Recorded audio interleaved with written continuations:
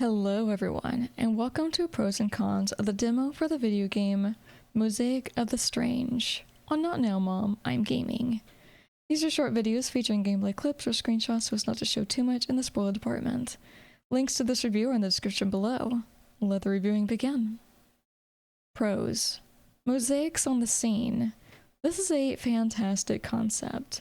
Normally in puzzle games, you complete one puzzle, then you can kind of do different things depending on the game you're playing, or just move on to the next puzzle to complete. But in this one, the mosaic puzzles are actually in the open scene, and all you have to do is zoom in on a specific object in order to start filling out the puzzle. And if you're a little tired of trying to figure it out, you can move over to the next object that's in the room, or just another one that piques your interest more. There's nothing stopping you from moving from one puzzle to the other until they're all completed, and I love the control it gives you on which puzzles you want to work on at any given time. Hints definitely help. Unfortunately, they also make me feel like an idiot for not figuring out where I can easily solve an area, but there's just so much to look at and numbers to figure out that it does sometimes become too confusing and you get lost in where and how you can progress. So thank heavens for the hint button, which recharges fairly quickly, though I've never needed to use it back to back very quickly.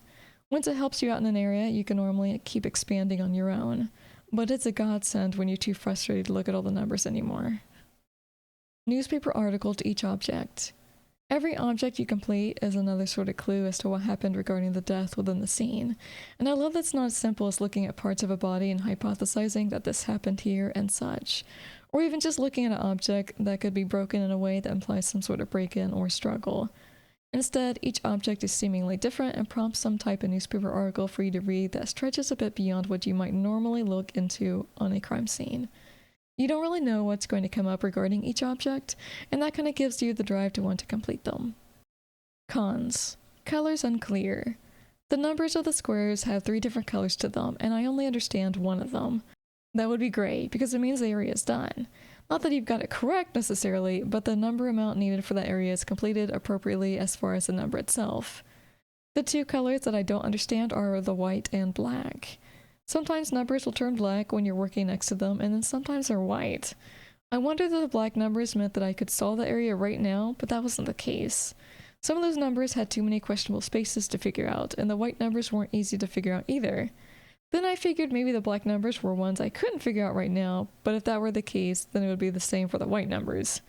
So I think they could have expanded a bit more on the color of the numbers in the tutorial because they just left me confused. And that's the end of our pros and cons review of the demo for the video game Mosaic of the Strange. Thanks for watching everyone, and don't get in too much trouble when you say, "Not now Mom, I am gaming."